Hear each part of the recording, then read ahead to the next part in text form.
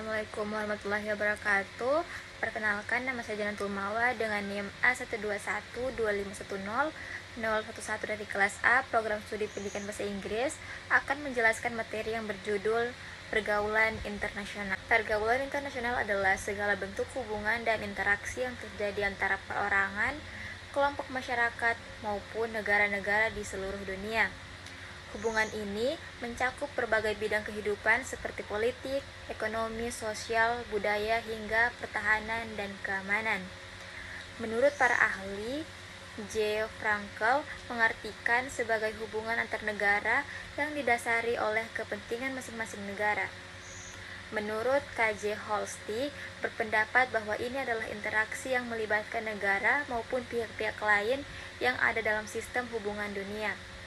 Sedangkan menurut Mokhtar Kusumaatmadja menyatakan bahwa pergaulan ini adalah hubungan yang diatur dan terikat oleh hukum serta kebiasaan yang berlaku secara internasional. Dalam melaksanakan hubungan internasional, Indonesia memiliki dasar dan aturan yang dijadikan landasan, yaitu Dasar Hukum Internasional, yaitu Piagam Perserikatan Bangsa-Bangsa atau PBB tahun 1945. Konvensi Wina tahun 1961 tentang hubungan diplomatik, Konvensi Wina tahun 1963 tentang hubungan konsuler, serta berbagai perjanjian internasional, baik yang dilakukan antara dua negara, bilateral maupun banyak negara, multilateral. Dan landasan dalam Undang-Undang 1945 yaitu pembukaan Undang-Undang Dasar 1945 alinea keempat, Pasal 11 yang mengatur tentang perjanjian internasional, Pasal 13 yang mengatur tentang pengangkatan duta dan konsul. Indonesia menjalankan politik luar negeri yang berprinsip bebas aktif. Prinsip ini dicetuskan oleh Bapak Muhammad Hatta pada tahun 1948. Artinya, Indonesia tidak memihak kepada salah satu kekuatan atau blok negara tertentu, namun tetap berperan serta secara aktif dalam menjaga perdamaian dunia dan ikut menyelesaikan masalah internasional. Tujuannya mempertahankan kemerdekaan serta kedaulatan dan keutuhan wilayah negara, memenuhi segala kebutuhan bangsa yang tidak dapat diproduksi sendiri di dalam negeri, ikut menjaga dan meningkatkan perdamaian di seluruh dunia, mempererat persahabatan dan hubungan baik dengan bangsa lain, bekerja sama demi terciptanya kesejahteraan bersama. Hubungan antar negara ini dilakukan dalam berbagai bentuk, antara lain hubungan diplomatik, hubungan resmi yang dijalin antar negara dan diwakili oleh pejabat negara seperti duta besar atau konsul. Tujuannya untuk menjaga komunikasi dan kerjasama yang baik. Kedua, perjanjian internasional, kesepakatan yang dibuat secara tertulis oleh dua negara atau lebih dan memiliki kekuatan hukum yang mengikat. Yang ketiga, organisasi internasional, wadah perkumpulan negara-negara untuk bekerja sama. Indonesia aktif menjadi anggota di berbagai organisasi seperti PBB, ASEAN, G20, serta gerakan non-blok. Mengapa kita harus berhubungan dengan negara lain? Berikut manfaatnya. Yang pertama, bidang politik, memperkuat kedudukan Indonesia di mata dunia serta membantu menyelesaikan perselisihan atau konflik dengan cara damai. Di bidang ekonomi, membuka peluang pasar yang lebih luas, pertukaran barang dagangan, serta memindahkan ilmu pengetahuan dan teknologi antar negara.